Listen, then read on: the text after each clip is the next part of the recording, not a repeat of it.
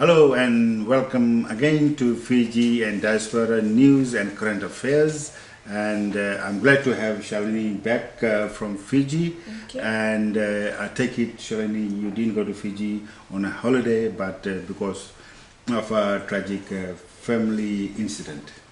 Yes, unfortunately, it was a very sudden and tragic event in my family, and that was the loss of my paternal uncle, who died suddenly, unexpectedly in Fiji, and we all had to attend the funeral. About close to 15 of us from Sydney had to leave to attend the funeral in Fiji. Before we discuss the particular incident, I want to go back a few years. Is the same uncle for whom there was a fundraiser here in Sydney, and that was successful, and there was some sort of surgery involved, and he recovered very well from that. Yes, it's the same uncle, a very strong person and a very humble man, and it was very sad to see him depart. Well, as you know, this sort of thing, death in the Fijian diaspora happens every day now, and I know that every day, like you said, the 15 members of your family had to leave everything over here and dash to Fiji. I know every day other family members are crisscrossing the Fijian diaspora.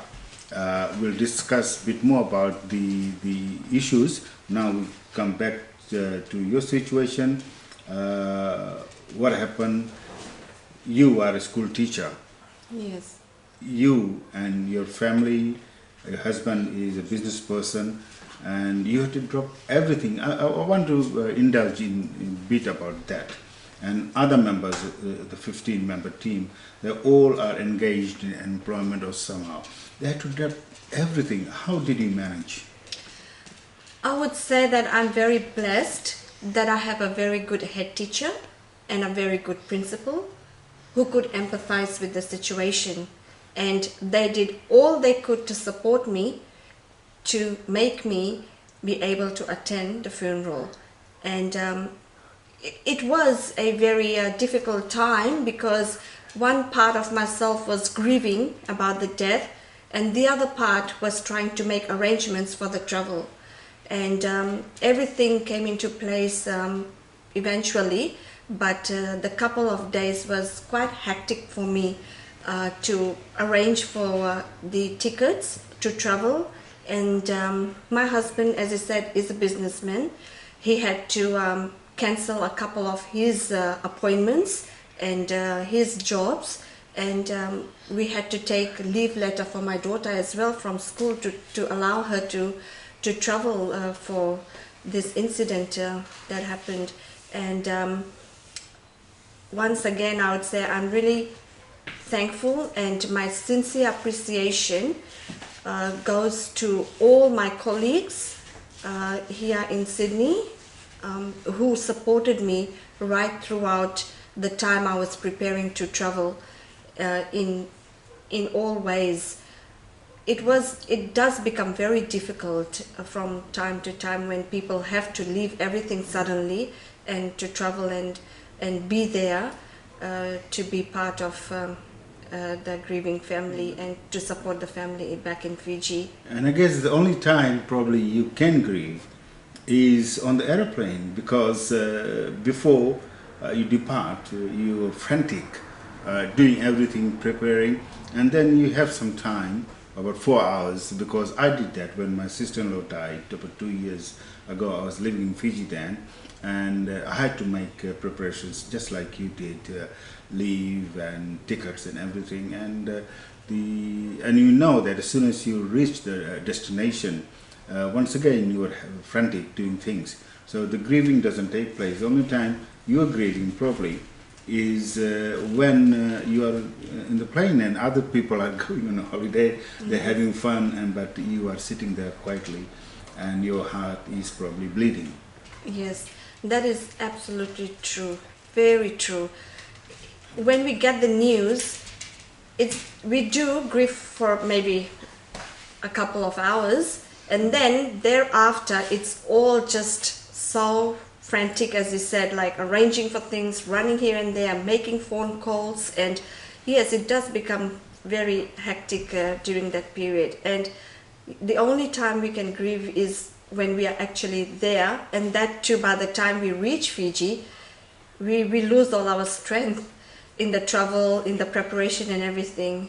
And then you have to, you know, do things over there. Yes. And you're meeting, you know, the family where the death took place. But then you are also meeting so many people who are traveling from New Zealand, Canada, USA, and other relatives from Fiji. So you are involved in a very hectic situation. And before you know, it's time for you to come back, because you have to come back to your employment here. That is so true. We had to come back. We left on Saturday and we had to come back on Wednesday. Yes. Yes. So very short period of time. We just were able only to say goodbye to my uncle. Yeah, well, you're back here, and understand the funeral, etc., has taken place, but you had to come, return in middle, because I take it in majority of the Hindu ritual and tradition, the grieving period goes on for 13 days, and you had to leave your family members there and return. Yes, the 13-day ritual will be completed on the Tuesday, but I had to come back on last Wednesday to be back to school and to start my work again, like many others who have traveled back. Well, we will discuss many issues surrounding that, because as I said, it's not, you are not the first one who've been to Fiji or across the diaspora to attend funerals. There are many happening. I have been, you know, the first one mine was 10 years ago when my mother died, and then my sister-in-law died, and other family members died, and recently 2 months ago the only remaining uncle died, and unfortunately I couldn't go because there are issues, you know, because of what happened 25 years ago when that incident dispersed our community globally to many parts of the globe, and half of our relatives are living in Fiji and half of them are dispersed all over the place. So we need to talk about in more detail, so what sort of stress, economic and mental and other stress is putting on our community globally. But we will live by sympathizing with your relatives who are here, who are in Fiji, and we pray to the Almighty that they have the strength to withstand this tragic incident. But no doubt, Shalini, as we live in this diaspora, sooner, probably later, we will have to dash again to another funeral. Yes. Yeah, so until then, let's get back to another very important issue which you highlighted, which happened, and I think our community does need to know about the visa, the passport situation. Yes. While we don't require a visa to travel to Fiji, our passport needs to be valid for 6 months before anyone can travel to Fiji. And this condition that the Fiji government has put on travelers had created a big drama for us at the airport while we were departing for Fiji on Saturday morning. As one of the passengers did not have his passport valid for 6 months, he was refused to travel, and he was also attending the funeral. And the travel company completely was very unhelpful in the situation. They said they cannot do anything. We tried to explain them so many times the situation that we had to travel to go to Fiji for, and still they were very unable to help us. So I'd like to really advise all travelers to ensure that their passport is valid for 6 months before they can enter Fiji. But there was somebody in Fiji, a very nice gentleman, who did come to your rescue. Yes, we did call the Fiji consulate here in Australia, who directed us back to Fiji, and my very heartfelt thanks goes to Mr. Chone Lendua, who's the director of Fiji Immigration Services, who came to our rescue, and he called the airline company to allow the passenger concerned to travel to Fiji to attend the funeral. Otherwise, everyone here basically in Australia at the airport said that it was impossible for us to travel to Fiji to enter Fiji if we are in a situation like that.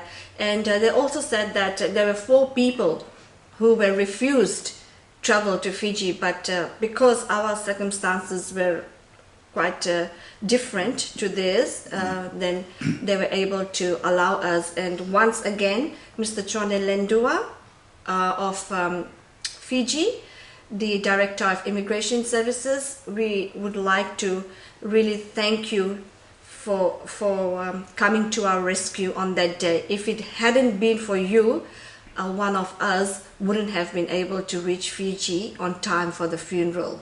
And that would have put extra burden and stress on you. And yes, and also a big thank you to the Fijian Consul General over here and the staff over there, because without their help you wouldn't be able to get to Mr. Lendua. To a big thank you to them as well. And talking about Fiji, Shalini, on a more positive note, we see that Fijian rugby team has entered the semi-finals, and please tell a bit more about that. That is a great news for all of us, that Fiji has entered the finals for the World Cup rugby. And is it quarterfinals? I think it's quarterfinals. They are playing Samoa tomorrow, I think.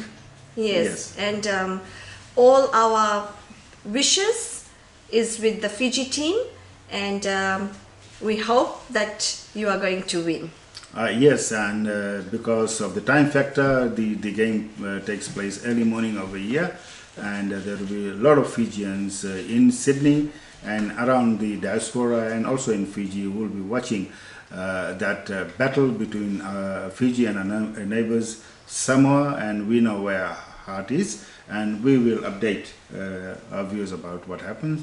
And we're going to finish off as usual on soccer, and a new cup, a Pacific Cup battle is going to take place in New Zealand. Yes, the Pacific Cup tournament will be held in Bill McKinley Park in New Zealand, and it starts on Wednesday, the 23rd of November. And there are 2 teams traveling from Australia, that is Queensland and Sydney. The Sydney team is going under the presidentship of Mr. Nick Sharma, and the team is being boosted by the technical advisor, Mr. Eswanathan Ninja, who is the former Fiji and Nandi rep, and we also like to wish them all the best in the tournament, and hope they'll come back with the trophy. Well, we're quite confident that one of our teams, preferably Sydney, will bring the Pacific Cup to Australia. Yeah, hopefully, but let's not forget the defending champions are the Jet Setters, and that's Fiji Nandi. So it's going to be very, very hard to beat them. Well, I'm hoping our Blues will be represented somewhere. So let's see who wins. We will update our viewers on that. And Shalini, we're coming to an end. We will discuss more about your trip to Fiji. There are a number of issues you have said to me, which are quite positive. You feel about the road conditions and the developments and things like that. We will discuss that in our next segment. But for now, is goodbye from me, Satish Rai. And Shalini. Goodbye. Goodbye.